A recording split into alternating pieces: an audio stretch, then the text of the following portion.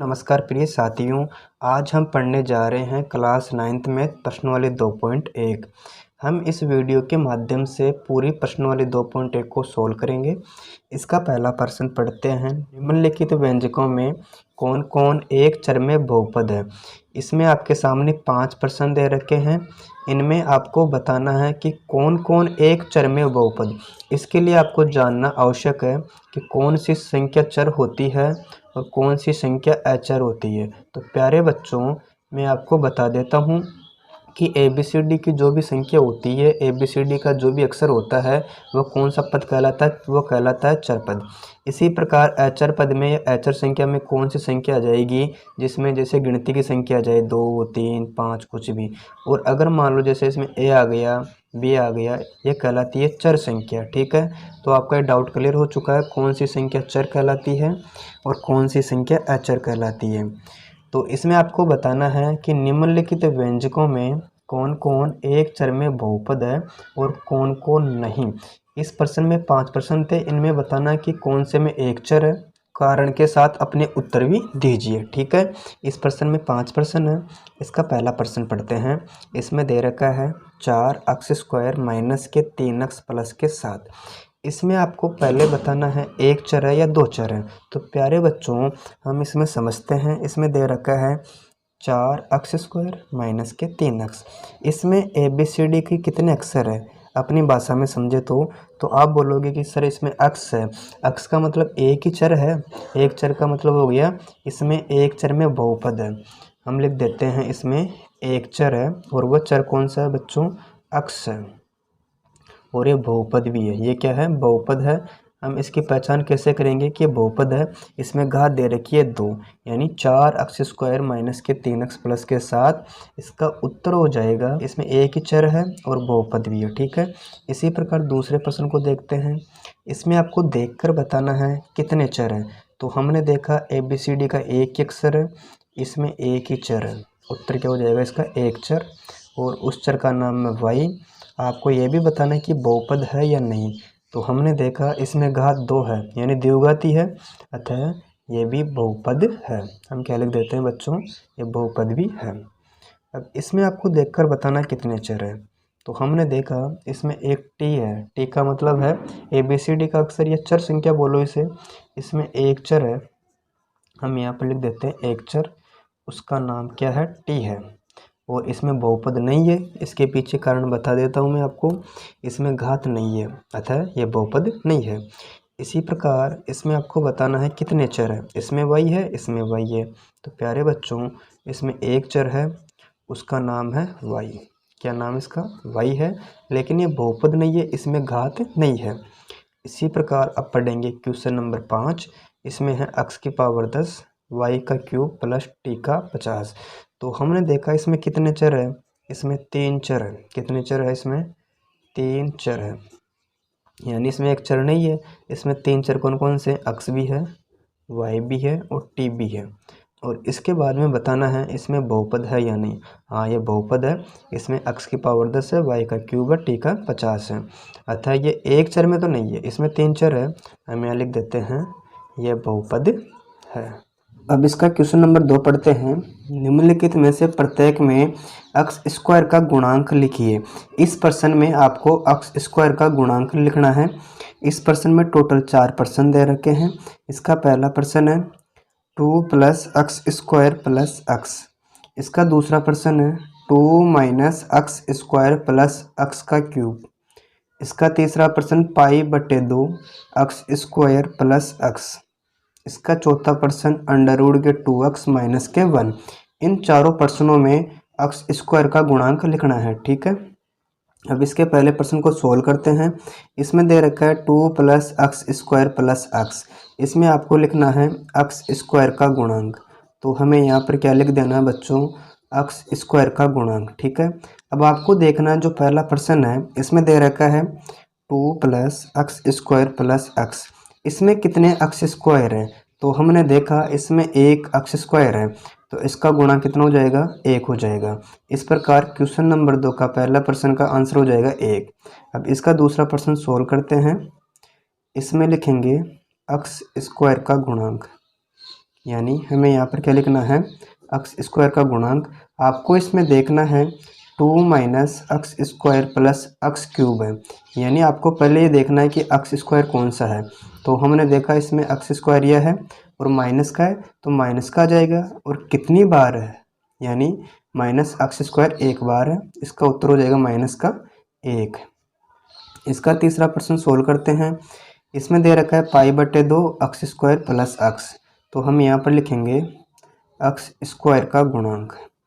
हमें यहाँ पर क्या लिखना है, एक्स स्क्वायर का गुणांक। अब आपको प्रश्न को देख लेना है, इसमें क्या दे रखा है, पाई बटे 2 एक्स स्क्वायर है, यानी एक्स स्क्वायर के पास वाली संख्या कौन सी है, पाई बटे 2।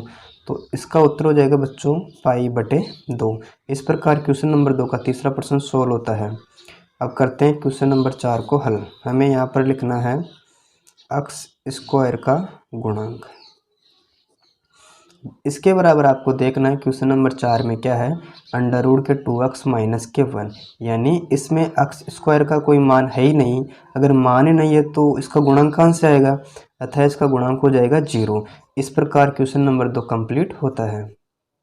अब इसका तीसरा प्रश्न पढ़ते हैं। इसमें दे रखा है 35 घात के द्विपद का और 100 घात के एक पदी का एक एक उदाहरण दीजिए।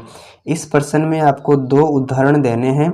एक तो 35 घात के द्विपद, यानी इसका जो पहला प्रश्न बनेगा उसमें क्या करना आपको, इसमें घात लगानी है 35 और कितने पदों की बात हो रही है, दो पदों की बात। तो प्यारे बच्चों जैसे मैं यहाँ पर कर रहा हूँ x प्लस वाई, इनमें कितने पद हो गए, दो पद हो गए, ठीक है। इसमें घात कितनी लगानी है 35, तो मैंने यहाँ पर लगा दिया 35। इस प्रकार इसका आंसर हो गया x की पावर 35 प्लस वाई। इसमें कितने पद है, दो पद है, घात कितनी है 35 है। इस प्रकार इसका आंसर तो ये हो ही गया। और इसके आगे देखेंगे 100 घात के एक पदी। एक पद का मतलब हो गया कोई सी भी संख्या रख सकते हो, ए रख दिया मान लो। इसमें एक पदी ये है, जैसे 5 ए कर दिया, यानी 5 एक पदी तो है, इसे हम एक पद में काउंट करते हैं। इसमें घात कितनी की बात हो रही है, 100 की, तो हम यहाँ पर लगा देंगे 100।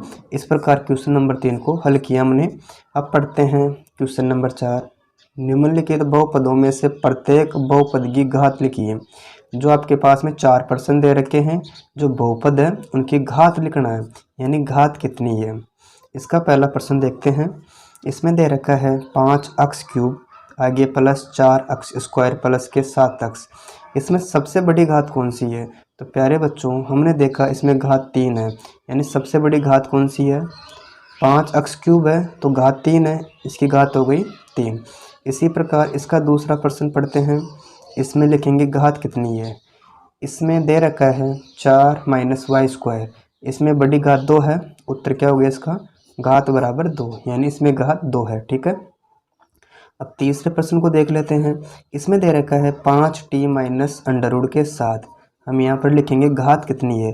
तो हमने देखा जैसे एक्स स्क्वायर होता है, एक्स क्यूब होता है, एक्स स्क्वायर में 2 घात होती है, एक्स क्यूब में 3 घात होती है, लेकिन यहाँ पर ना तो एक्स स्क्वायर है और ना ही एक्स क्यूब है। इसमें 5t है, यानी इसमें एक तो है, एक तो सभी में होता है, आप सभी जानते हो, तो इसमें घात क्या हो जाएगी बच्चों, 1 हो जाएगी। इसी प्रकार चौथा प्रश्न है। इसमें दे रखा है 3, इसमें ना तो कोई घात है, इसका उत्तर हो जाएगा 0। इस प्रकार हमने क्वेश्चन नंबर 4 को सोल्व किया। अब इस चैप्टर का अंतिम प्रश्न क्वेश्चन नंबर 5। इसमें आपको पहले प्रश्न पढ़ लेना है। इसमें दे रखा है बताइए कि निम्नलिखित बहुपदों में कौन कौन बहुपद रेखिक है। आप जानते हो रेखिक में क्या होता है, जिसमें घात 1 हो। और कौन कौन द्विघाती है, आप सभी जानते हो द्विघाती में जिस बहुपद में घात 2 होती है उसे बोलते हैं द्विघात। और कौन कौन त्रिघाती है, यानी ऐसा बहुपद जिसमें घात 3 हो वह कहलाता है त्रिघाती। इस प्रकार इसमें टोटल 6 प्रश्न दे रखे हैं। इस प्रश्न को सोल्व करते हैं। इसके लिए आपको करना क्या है, अच्छी तरह समझते हैं। इसमें पहला प्रश्न देखते हैं, ठीक है। इसमें पहला प्रश्न है एक्स स्क्वायर प्लस एक्स। तो प्यारे बच्चों आपको इसमें देखना है सबसे बड़ी घात कौन सी है। तो हमने देखा सबसे बड़ी घात 2 है, और आप सभी जानते हो जिसमें घात 2 होती है उसे बोलते हैं द्विघाती बहुपद। यानी जो पहला प्रश्न है इसका उत्तर क्या हो गया, द्विघाती। हम लिख देते हैं द्विघाती बहुपद, ठीक है। इसी प्रकार अब आगे करेंगे क्वेश्चन नंबर 2 को। इसमें दे रखा है x माइनस एक्स क्यूब। इसमें सबसे बड़ी घात कौन सी है, 3। और आप जानते हो जिनमें 3 घात होती है उन्हें बोलते हैं त्रिघाती बहुपद। तो हम यहाँ पर लिख देते हैं त्रिघाती बहुपद। जो क्वेश्चन नंबर 5 का दूसरा है उसका उत्तर क्या हो जाएगा, 3 घात यानी त्रिघाती बहुपद। आप सभी जानते हो इनमें बहुपद में जो घात होती है उसको काउंट करते हैं। अब इसका तीसरा प्रश्न है, इसमें दे रखा है y + y² + 4। इसमें सबसे बड़ी घात कौन सी है, तो हमने देखा इसमें सबसे बड़ी घात 2 है, तो इसमें घात 2 है, इसका मतलब क्या है, ये भी द्विघाती बहुपद है। हम क्या कर देंगे बच्चों यहाँ पर, द्विघाती बहुपद। इस प्रकार क्वेश्चन नंबर 5 के 3 प्रश्न सोल्व कर लिए। अब इसका चौथा प्रश्न पढ़ते हैं। इसमें दे रखा है 1 + x। इसमें आपको देखना है कितनी घात है, तो हमने देखा इसमें ना तो 2 घात है ना 3 घात है, इसमें 1 घात है, और जिसमें 1 घात होती है उससे बोलते हैं रैखिक बहुपद। तो क्वेश्चन नंबर 4 में क्या जाएगा बच्चों, रैखिक बहुपद। ठीक है, अब पढ़ते हैं 5वां प्रश्न। इसमें दे रखा 3t। आपको इसमें बताना है ये द्विघाती है या रैखिक या त्रिघाती है। तो प्यारे बच्चों, ना तो इसमें 2 घात है ना इसमें 3 घात है, यानी 3t है। अगर मैं इसके पावर 1 लगा देता हूँ तो 3t की पावर 1 हो गई, यानी इसका मान चेंज नहीं होगा, 3t रहेगा। इस प्रकार इसमें कौन सा हो गया, रैखिक बहुपद, यानी जिसमें 1 घात होती है उसे हम कहते हैं रैखिक बहुपद। ठीक है, अब पढ़ते हैं क्वेश्चन नंबर 5 का छठा प्रश्न। इसमें r² है। स्क्वायर का मतलब सभी जानते हो, जिसमें घात 2 होती है, और जिस बहुपद में 2 घात हो, जिस पद में 2 घात हो उसे बोलते हैं द्विघाती बहुपद, यानी इसका उत्तर हो जाएगा द्विघात। हम लिख देते हैं द्विघाती बहुपद। इस प्रकार हमने 2.1 को सोल्व किया। अगर आपको वीडियो अच्छा लगा, वीडियो को लाइक करें, मित्रों के साथ शेयर करें, और चैनल पर पहली बार आए हो चैनल को सब्सक्राइब अवश्य कर लें। Thank you.